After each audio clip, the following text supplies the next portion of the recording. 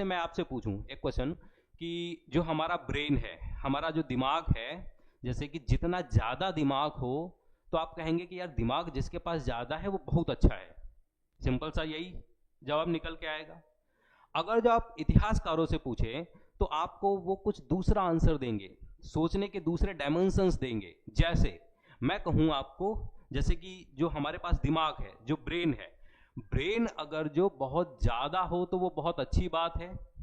ठीक, अब इसका देखो इतिहासकार आपसे क्या कहेंगे ब्रेन के बारे में, मस्तिष्क के बारे में। इतिहासकार आपको दो तीन चीजें बताएंगे। पहली, जो 60 किलो 60 केजी, ध्यान से सुनते जाना, 60 किलो का जो मैमल होता है, मैमल का मतलब जो स्तनधारी प्राणी होते हैं, स्तनधारी प्राणी का मतलब जिनके स्तन होते हैं, ब्रेस्ट होते हैं, जो 60 किलो का अगर जो कोई मैमल है तो उसका जो दिमाग है वो कितना होता है, 200 क्यूबिक सेंटीमीटर या सेंटीमीटर क्यूब, इतना दिमाग होता है।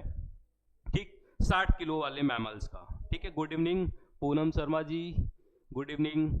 ठीक है, उसके बाद देखो यहां पर क्या है, आज से 25 लाख साल पहले, आज से कितने लाख साल पहले, तो 25 लाख साल पहले, आज से 25 लाख साल पहले जो मनुष्य हुआ करता था, देखिए उसका जो दिमाग क्या होता था, कितना होता था, 600 क्यूबिक सेंटीमीटर या सेंटीमीटर क्यूब होता था। मतलब मनुष्यों का दिमाग बढ़ रहा था, जबकि 60 किलो का एक एवरेज जो मैमल होता था उसका दिमाग कितना होता था, इतना होता था।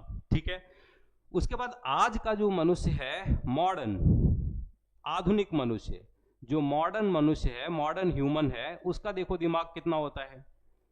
एक चीज मैं आपको यहां से समझाना चाहता हूं, उसका जो दिमाग होता है वो 1200 से लेकर 1400 सेंटीमीटर क्यूब इतना होता है।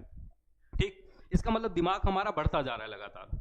अब देखिए इसकी दिक्कत क्या होगी, इसका दिक्कत ये होगा क्योंकि हम लोग सोचेंगे कि दिमाग बढ़ रहा है, ये बहुत अच्छी बात है, ये तो इतनी अच्छी बात है। ठीक, लेकिन अब आपको समझ में आना चाहिए कि इसकी कीमत हमने चुकाई है। इसकी कीमत कैसे चुकाई है? अगर जो सीधी सी बात है, सब जैसे सीखते सीखते सबका दिमाग अगर जो बढ़ता ही जाता है तो जो बिल्लियां हैं उनका दिमाग क्यों नहीं बढ़ गया? तो बिल्ली के परिवारों ने ऐसी बिल्लियां पैदा की होती जो जिनको कैलकुलस आती होती, जिनको रॉकेट साइंस आती होती, लेकिन ऐसा नहीं हुआ। हालांकि मनुष्यों का दिमाग तेजी से बढ़ा, लेकिन हमने बढ़े हुए दिमाग की कीमत चुकाई है।